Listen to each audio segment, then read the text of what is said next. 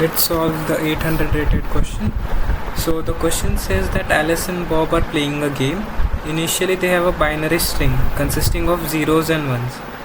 Alice and Bob make alternative moves. In each move, the current player chooses two different adjacent characters and deletes them. So for example, if this was the string, so this could be a adjacent pair with different characters, right? So he could delete this. In this example, he has deleted the first and second character. Okay, so what we need to find is who wins. Okay, first Alice plays and then Bob plays, right? Okay, I'm stuttering a lot, but no worries. So there will be a string S with ones and zeros. Okay, 1 0 0 1 1 0, and each player chooses a pair where the adjacent elements are different and deletes them. Okay, so this can be a pair, this can be a pair, this can be a pair, but 1 1 or this 0 0 cannot be a pair which he deletes. So let's say I start with this example only. Okay, let me change this. So 1 1 1 0 1 0 1 1. So this is the original string. Now let Alice is going to start, right? So Alice, let's say, chooses this pair and deletes this. So what will be the remaining string? It will be this, right? Because Alice deleted this. Next it's Bob's turn. So Bob will, let's say, he deletes this because these are different, right? That's what the game is. So 1 1 1 1. Now it's again Alice's turns, but as you can see, Alice cannot choose any pair because there is no pair where different characters exist, because there is no zero present. If there was a zero present, then surely Alice could play that as a pair.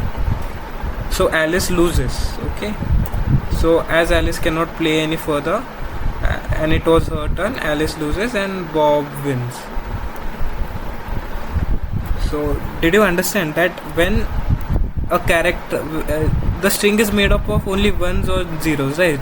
And if we run out of any one of them, that means the entire string becomes ones or entire string becomes zero.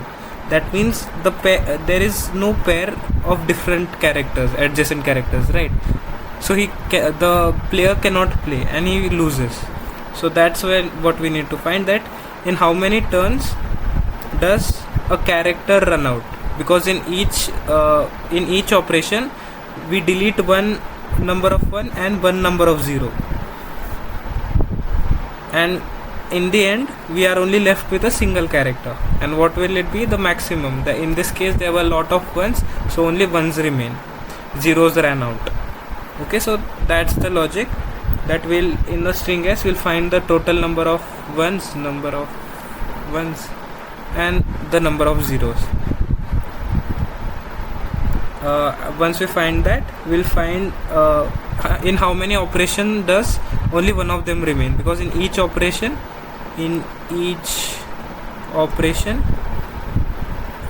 we subtract one number of 1 and we also subtract one number of 0,